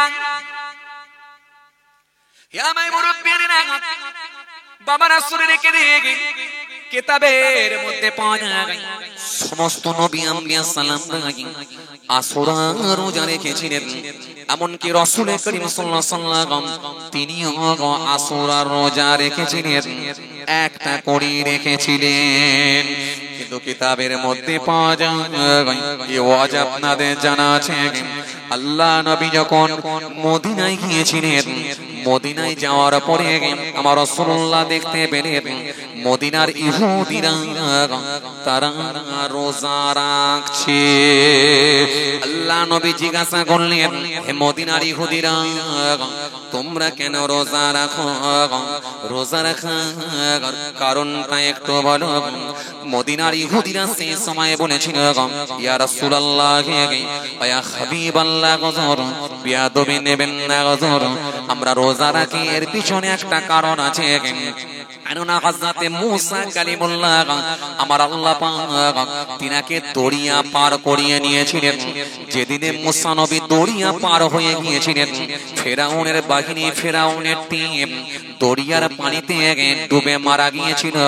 তাদের হাত থেকে, ফেরাউনের কবল থেকে, হাত থেকে মূসা নবীকে আমার আল্লাহ হেফাজত করেছিলেন, রক্ষা করেছিলেন। এই জন্য আমরা প্রতি বছরই আশুরার দিনে আমরা একটা করে রোজা রাখি, মূসা নবীকে ভালোবেসে আর মহান স্রষ্টার কৃতজ্ঞতা যাপন করার জন্য আমরা একটা করে রোজা রেখে থাকি। আল্লাহ নবী সেই সময় বলেছিলেন, হে ইহুদিরা শুনে রেখে দাও, তোমরা যদি মূসা নবীকে ভালোবেসে তোমরা যদি রোজা রাখতে পারো, মূসা নবীর সঙ্গে সম্পর্ক আমার বেশি, মূসা নবীর সঙ্গে সম্পর্ক আমাদের বেশি। আয়ামা সাহাবীরা, তোমরাও রোজা রাখো। সাহাবীরা সেই সময় বলেছিলেন, ইয়া রাসূলুল্লাহ, ইহুদিরা তো একটা রোজা রাখে, আমরাও কি একটা রোজা রাখবো? আল্লাহ নবী বলেন, না না না না, তোমরা দুটো করে রোজা রাখো, আর আগামী বছরে যদি আমি হায়াতে থাকি আমি রাসূলুল্লাহ দুটো রোজা রাখবো। জোরে হবে না? আরো জোরে হয় না? হে আমার সাহাবীরা শুনে রাখো, ইহুদিদের বিরোধিতা করবো না। ইহুদিরা একটা রোজা রাখে, কিন্তু আমরা দুটো রোজা রাখবো। সুতরাং ও আমার সাহাবীরা, দুটো করে রোজা রাখো, আর আগামী বছর যদি আমি হায়াতে থাকি আমিও দুটো রোজা রাখবো। তার মানে রাসূলুল্লাহ সেখান পর্যন্ত একটাই রোজা রেখেছিলেন। এজন্য নবী আগামী বছর হায়াতে থাকলে দুটো রোজা রাখার ইচ্ছা পোষণ করলেন। মুহাদ্দিসিন কেরামগণের মতে, ফাকিহগণের মতে, পরের বছরে রাসূলুল্লাহর হায়াতে পাননি, তার আগে তিনার ইন্তেকাল হয়ে গিয়েছিল, ওফাত হয়ে গিয়েছিল, ইন্তেকাল হয়ে গিয়েছিলেন। তাই ফাকিহগণের মতে, মুহাদ্দিসিন কেরামগণের মতে, যেহেতু রাসূলুল্লাহ দুইটা রোজা রাখার ইচ্ছা পোষণ করেছেন, তাই উম্মতে মুহাম্মাদীদেরকে দুটো করে রোজা রাখাই হলো উত্তম। আরো জোরে বলেন, আরো জোরে বলেন। আর যদি কে জোর করে একটা রোজা রাখে, একটা রোজা রাখলে হয়তো ইহুদিদের অনুকরণ হতে পারে। কারণ রাসূলুল্লাহ জানিয়েছেন, মান তাসাব্বা বিকওমিন ফাহুয়া মিনহুম, যে যাকে অনুসরণ করবে তার সঙ্গে তার হাসর হবে। সুতরাং ইহুদিদের যদি অনুসরণ করা হয়ে যায়, আল্লাহ না করে হয়তো ইহুদিদের সঙ্গে হাসর হতে পারে। যে রাসূলুল্লাহ বললেন দুটো করে রোজা রাখবে, আর আমি হায়াতে থাকলে আমিও দুটো রোজা রাখবো। তাই ফাকিহগণের মতে, যেহেতু দুটো রোজা রাখার ইচ্ছা পোষণ করেছিলেন, তাই উম্মতে মুহাম্মাদীদেরকে দুটো করে রোজা রাখতে হয়। এরপরে কিতাবের মধ্যে পাওয়া যায় রাসূলুল্লাহর যিনি বিখ্যাত সাহাবী হযরত কাতাদা রাদিয়াল্লাহু তাআলা আনহু থেকে বর্ণিত হাদিস, শেখ আব্দুল হক মুহাদ্দিস দেহলিবি রাহমাতুল্লাহ আলাইহি তিনি লামাতুত তালকিন নামক কিতাবের মধ্যে লিখে দিয়েছেন, হযরত কাতাদা রাদিয়াল্লাহু তাআলা আনহু থেকে বর্ণিত হাদিস। আল্লাহ আল্লাহ নবী সুন্দর করে বলেছেন রোজা রাখার কথা। এটাকে নিয়ে ব্যাখ্যা করলেন শেখ আব্দুল হক মুহাদ্দিস দেহলভী রাহমাতুল্লাহ আলাইহি। তিনি লামাতুত তালকিন নামক কিতাবের মধ্যে লিখেছেন আশুরা রোজা রাখার ফাজিলতগতভাবে তিনটি পদ্ধতি রয়েছে। প্রথম পদ্ধতি হলো একটা রোজা রাখা, এটা হলো অনুচিত। দ্বিতীয় পদ্ধতি হলো দুটো রোজা রাখা, এটা হলো উত্তম। তৃতীয় পদ্ধতি হলো তিনটে রোজা রাখা, এটা হলো উত্তম। তাই কোন ব্যক্তি যদি 9, 10, 11 তিনটে রোজা রাখে এটা হলো উত্তম। কোন ব্যক্তি যদি দুটো রোজা রাখে 9, 10 অথবা 10, 11 যদি দুটো রোজা রাখে এটা হলো উত্তম। কথা কিছু বুঝতে পারলেন? চাচা বলেছিল আমি তিনটে রোজা রেখেছি, হাত দেখিয়েছিলেন না? তিনটে রোজা রাখা, চাচারটাও একটু বেড়ে দিয়ে তিনটে রোজা রাখলেও কোনো সমস্যা নাই, দুটো রাখলেও কোনো সমস্যা নাই। দুটো রোজা রাখা হলো উত্তম। যদি আপনি রাখেন নিশ্চিতভাবে রাসূলুল্লাহর কথাকে আপনি মেনে নেবেন। তাহলে রোজা রাখার কাজ এটা আমাদেরকে মানতে হবে। আশুরার রোজার গুরুত্ব অনেক বেশি। তাই ইনশাআল্লাহ এবছরে যারা রেখেছেন আলহামদুলিল্লাহ। আগামী বছরে যদি হায়াত পান ইনশাআল্লাহ রোজা রাখার ইনশাআল্লাহ নিয়ত রাখবেন। কেউ রোজা কিন্তু ছেড়ে দেবেন, রোজা রাখবেন। রোজা করলে কি হয়? তাকওয়া হয়। তাকওয়া হয়। তাকওয়া মানে ভয়, ভীতি, বিরত থাকা, জি, আত্মসমর্পণ করা, বিরত থাকা, এর নাম হলো তাকওয়া।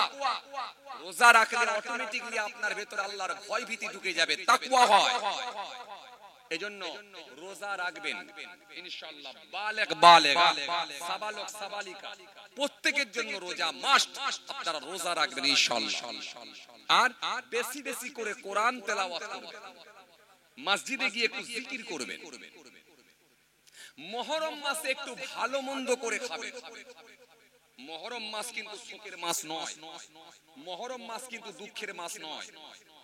মুহররম মাসে যদিও কারবালার ঘটনা, মর্মান্তিক ঘটনা ঘটেছে, এই ঘটনা যখন আমাদের সামনে উপস্থাপন করা হয়, তুলে ধরা হয়, তখন আমাদের হৃদয়ে আঘাত, হৃদয়ে কষ্ট লাগে, হৃদয়ে দাগ কাটে, চোখ দিয়ে এক কাতরা দু কাতরা পানি বেরিয়ে যায়। অবশ্যই আপনি কাঁদবেন, রাসূলুল্লাহর নাতিদেরকে ভালোবেসে অবশ্যই কাঁদবেন। কিন্তু মুহররম মাসে শোক পালন করে সব খাওয়া দাওয়া বন্ধ করবেন এমন নয়। মুহররম মাস, এই মাসে একটু খাওয়া দাওয়া ভালো করবেন। কিতাবে এসেছে ভালো ভালো আপনি খেতে পারবেন। আর এই মাস থেকে আপনি তাকওয়া করায় অভ্যস্ত হবেন। তাকওয়া যদি করতে পারেন আল্লাহর সঙ্গে কানেক্ট, সম্পর্ক তৈরি হবে। কেন? আল্লাহ রাব্বুল আলামিন তাকওয়াওয়ালা লোকটাকে সবথেকে বেশি পছন্দ করেন। একটা হাদিস এসেছে রাসূল করিম সাল্লাল্লাহু আলাইহি ওয়াসাল্লামকে জিজ্ঞাসা করা হয়েছিল আইয়ুন নাসি আকরাম, ক্বালা আকরামুহুম ইনদাল্লাহি আতকাকুম। ওয়াল্লাহ নবী বিয়াদবি নেবেন না, একটু বলুন হুজুর, একটু বলুন সম্মানীয় ব্যক্তি কে? নবী বলেন ক্বালা আকরামুহুম ইনদাল্লাহি আতকাকুম। আমি রাসূল বলছি সেই ব্যক্তিটা হলো সম্মানীয় ব্যক্তি যে ব্যক্তিটা সবথেকে বেশি পরহেজগার করেছে, তাকওয়াওয়ালা হয়ে গেছে। এজন্য আপনি তাহাজ্জুদ পড়েছেন, চাস পড়েছেন, ইশরাক পড়েছেন, আবাবিল পড়েছেন, আলহামদুলিল্লাহ। কিন্তু যদি পড়তে না পারেন, 5 ওয়াক্তের নামাজ পড়েছেন এবং 1 মাস রোজা রেখেছেন এবং সমস্ত রকমের অন্যায় কাজগুলো থেকে বিরত থাকার চেষ্টা করেছেন, আল্লাহর ভয় ভীতি ঢুকিয়েছেন, এটার নাম হলো তাকওয়া। এই তাকওয়াওয়ালা লোকটাকে আল্লাহ বড় ভালোবাসেন। এই জন্য আমার আল্লাহ কোরআনে কারীমের মধ্যে জানালেন, এই জন্য আমার আল্লাহ কোরআনে কারীমের মধ্যে সুন্দর করে বললেন ইয়া আইয়ুহাল্লাযীনা আমানুত্তাকুল্লাহ ইয়া আইয়ুহাল্লাযীনা আমানুত্তাকুল্লাহ হে ঈমানদারেরা তোমরা আমি আল্লাহকে ভয় করো আমি আল্লাহকে ভয় করো ওয়াকুলু কাওলান সাদীদা আর পৃথিবীর জমিনে যখন কথা বলবে সত্য কথা বলো ওয়াকুলু কাওলান সাদীদা ইসলিহ লাকুম আমালাকুম ওয়া ইয়াগফির লাকুম যুনুবাকুম ওয়া মান ইউতি'ল্লাহ ওয়া রাসূলাহু ফাকাদ ফাযা ফাওজান আযীম তোমরা যদি আমি আল্লাহকে ভয় করতে পারো আর যদি তাকওয়া করে সত্য কথাগুলো বলতে পারো এই পৃথিবীর জমিনে সত্য কথাগুলো বলবে ও সবজি বিক্রেতা সবজি যখন বিক্রি করতে যাবে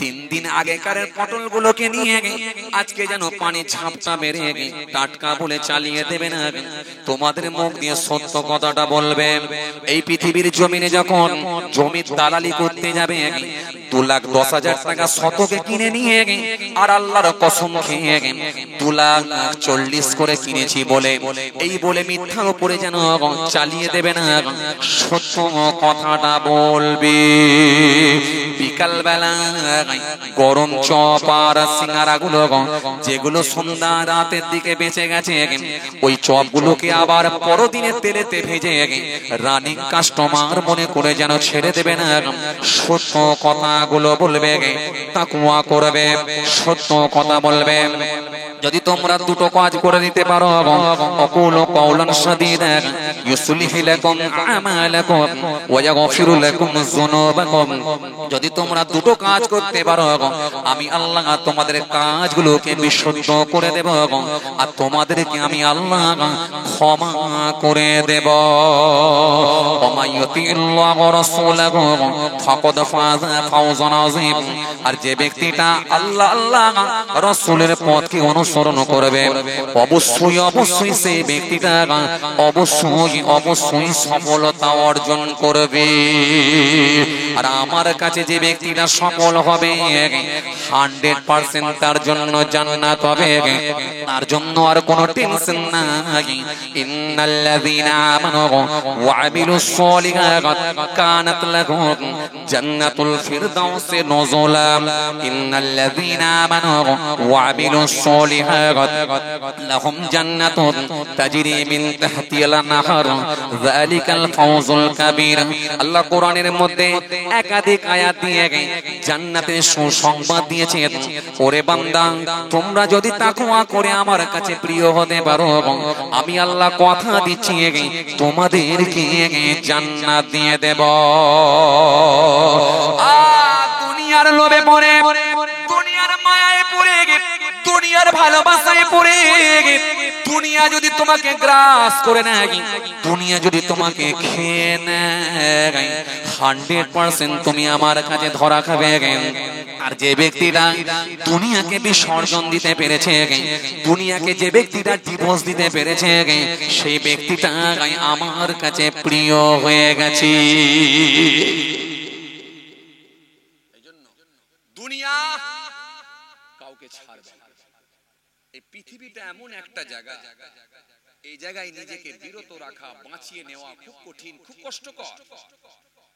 কষ্টকর এই দুনিয়ার লোভ দুনিয়ার লালসা দুনিয়ার চাহিদা দুনিয়ার মায়া থেকে কাটিয়ে নিজেকে বাঁচিয়ে নেওয়া এটা বড় কঠিন সাহাবায়ে কিরামদেরকে পর্যন্ত দুনিয়া ছাড়ে না ধোঁকা দেওয়ার চেষ্টা করেছে তাবেঈনদেরকে পর্যন্ত দুনিয়া ছাড়ে না ধোঁকা দেওয়ার চেষ্টা করেছে কথা বুঝে আসছে কি বলছি সাহাবীদেরকে পর্যন্ত ছাড়ে নবী আম্বিয়া সালামদেরকে পর্যন্ত চেষ্টা করেছে খালি নবী বলে আল্লাহ বাঁচিয়ে দিয়েছে সাহাবীদেরকে পর্যন্ত চেষ্টা দিয়েছে এজন্য হযরত আলী রাদিয়াল্লাহু তাআলা আনহু যে আলী সম্পর্কে একাধিক হাদিস এসেছে যে আলী সম্পর্কে নবী জানিয়েছেন আনা মাদিনাতুল ইলম ওয়া আলিয়ুন বাবুহা আমি হলাম বিদ্যার শহর ইলমের শহর সেই শহরের দরজা হলো আমার আলী জোরে বলবেন না আমি ইলমের শহর ওই শহরের দরজাটা হলো আমার আলী কথা কি বুঝে আসছে বাবাজি সে হযরত আলী রাদিয়াল্লাহু তাআলা আনহুকে পর্যন্ত দুনিয়া ছাড়েন ধোঁকা দিতে গেছে একটা সুন্দরী মহিলার চেহারা ধারণ করে, তার আকৃতি তার সুরাত ধারণ করে হযরত আলীর কাছে যাচ্ছেন ধোঁকা দেন। হযরত আলী দেখতে পাচ্ছেন সুন্দরী মহিলা, রূপসী মহিলা এক, যে অলংকার পরে জি একেবারে নাচতে নাচতে হযরত আলীর কাছে যাচ্ছেন ধোঁকা দিতে। হযরত আলীকে আমার আল্লাহ জি ইলমে লাদুন্নি তিনি হাসিল করেছিলেন। তেনার অন্তঃচক্ষু, বাতিনি চোখ, অন্তঃচক্ষু দিয়ে তিনি চিনতে পেরে গেছেন।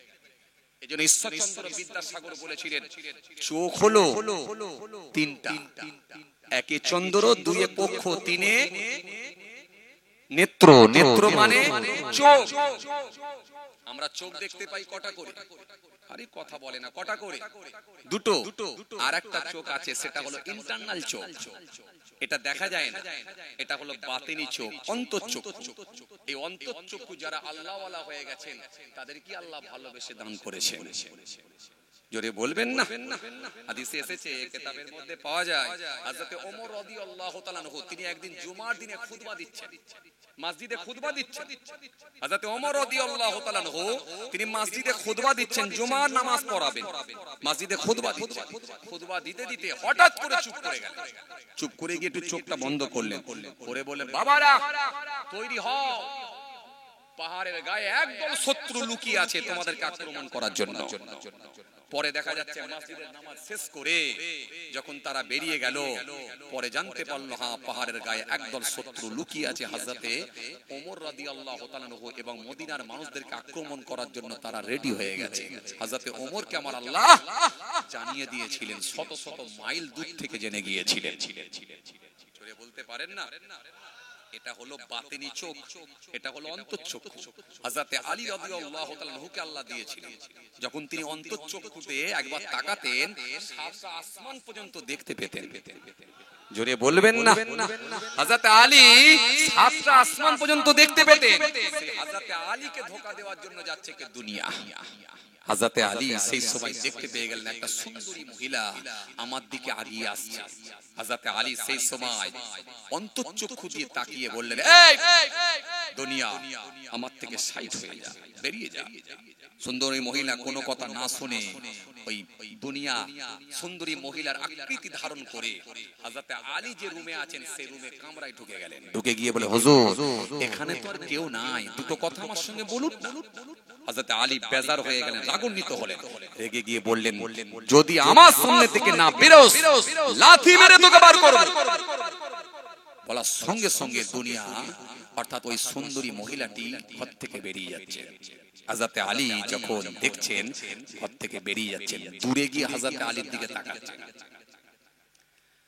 কিতাবের মধ্যে পাওয়া যায়, নাজহাতুল মাজালিস কিতাবের মধ্যে পাওয়া যায়, হযরত আলী সেই সময় বললেন, হে দুনিয়া তুই আমার চোখের আড়াল হয়ে যা, এখনো কিন্তু দাঁড়াবি না।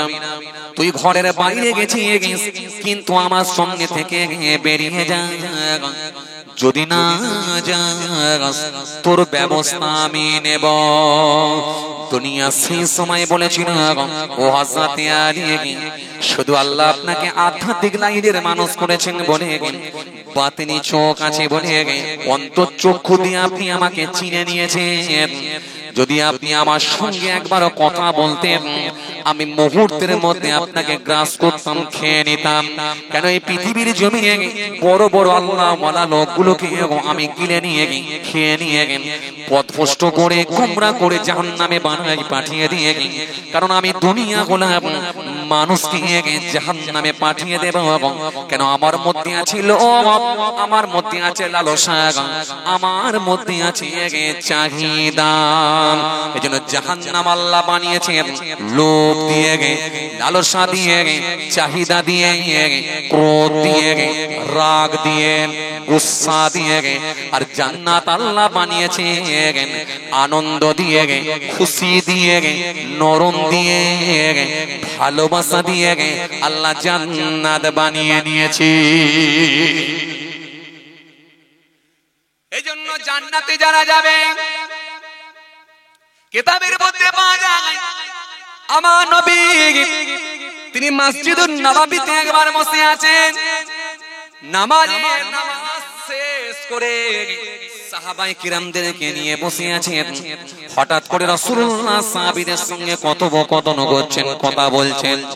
কথা বলতে বলতে আল্লাহ নবী একবার হাতটাকে উপর দিকে উত্তোলন করলেন, আবার মুহূর্তের মধ্যে হাতটাকে নিচের দিকে নামিয়ে নিলেন।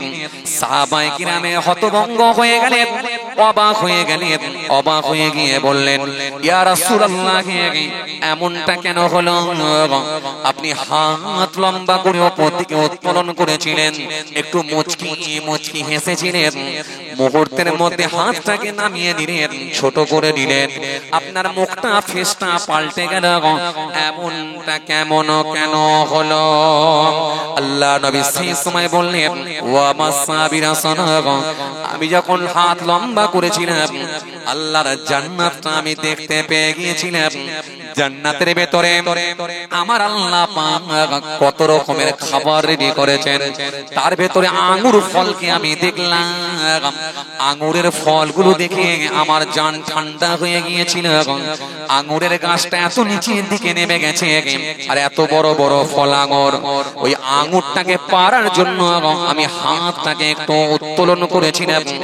যদি ওখান থেকে একটা আঙ্গুর পারতে পারতাম, আল্লাহর জমিনে বসে বসে তোমরা জান্নাতের আঙ্গুর খেতে পেতে। জোরে হবে না? আরো জোরে বলেন, ওয়া মাসাবিরা শোনো, কিন্তু পারতে পারি না। যখনই আমি আমার হাতখানাকে উত্তোলন করেছিলাম, মুহূর্তের মধ্যে দেখা যায় আঙ্গুর ফল সরে গেল, জান্নাত চলে গেল। হযরতে জিবরাইল আমাকে জাহান্নামটা তুলে দেখালেন। জাহান্নামের যে গর্জন, জাহান্নামের যে বিকট আওয়াজ, জাহান্নামের যে ভয়ঙ্কর শব্দ, জাহান্নামের যে ডাক আমি রাসূলুল্লাহ শুনতে পেলাম, দেখতে পেলাম। জাহান্নাম যেন ক্ষুধার্ত হয়ে আছে, মানুষকে খাবে বলে। অমনি আমার হাতখানাকে আমি ছোট করলাম, আমার চোখ ভরা পানি নিয়ে আমার মুখটা পাল্টে গেল, ফেসটা আমার চেঞ্জ হয়ে গেল। কেন? জাহান্নামটা আল্লাহ বানিয়েছেন ক্রোধ দিয়ে, রাগ দিয়ে, গুসা দিয়ে।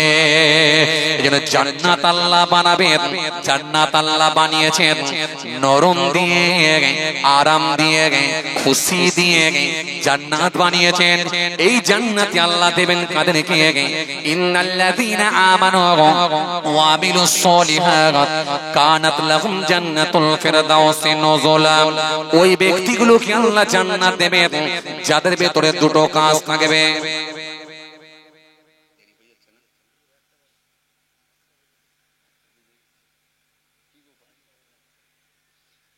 যাক, ছেড়ে আর বলবো না। আল্লাহ নিয়ে এলে ফের ইনশাআল্লাহ হবে। এখন আমার জন্য দোয়া করবে, আমি আপনাদের জন্য দোয়া করি। অসমাপ্ত বক্তব্যকে সমাপ্তের দিকে আগিয়ে দিলাম। যাই হোক, কালেকশনের ব্যাপার আছে, বুঝতেই পারছেন। তো যাই হোক,